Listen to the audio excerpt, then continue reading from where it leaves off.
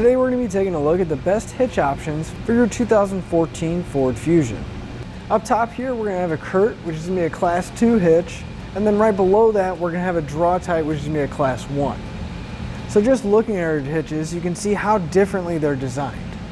Now, the Curt is going to sit up behind our bumper, and all we're going to see is the receiver tube sticking out.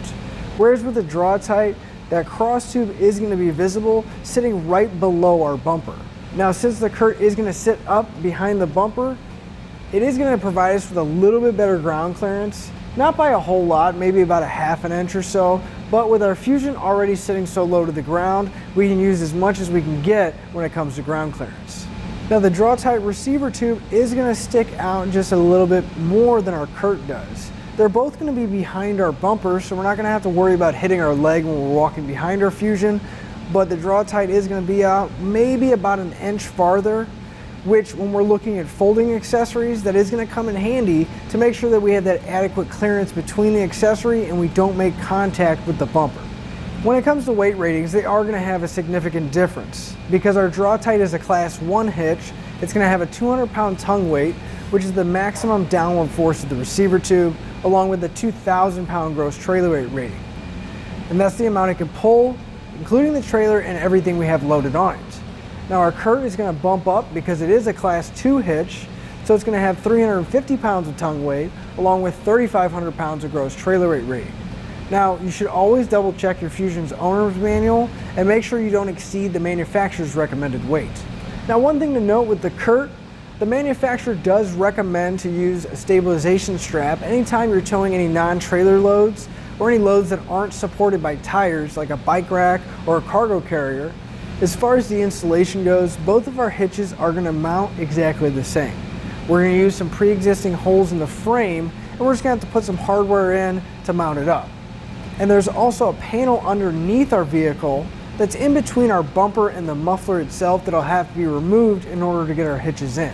Now, since the Curt is going to sit up in the bumper, we're not going to be able to replace that panel because our hitch is going to be in the way. However, with the Draw-Tite, since it is going to sit right below our bumper, we do have the option to trim out a little bit of that panel and then put it back in.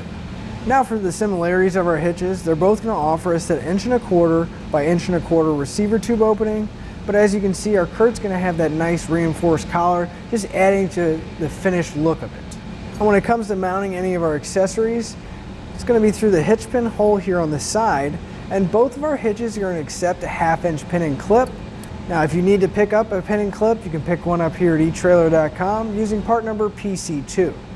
And the safety chain connection points on both of our hitches are going to be a loop style, welded to the bottom of the receiver tube, and we're not going to have too much trouble getting most size hooks on or off because they are going to be rather thin loops and provide us plenty of room to get those hooks in place.